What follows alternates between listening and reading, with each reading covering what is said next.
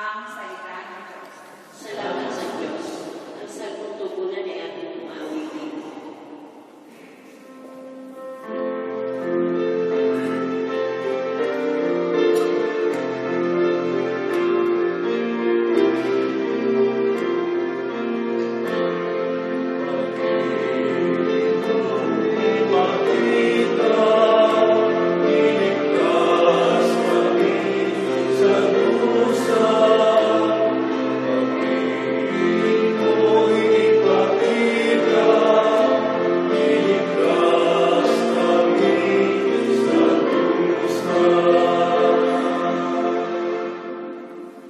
Aking naririnig pagmula sa puon ang sinasalita.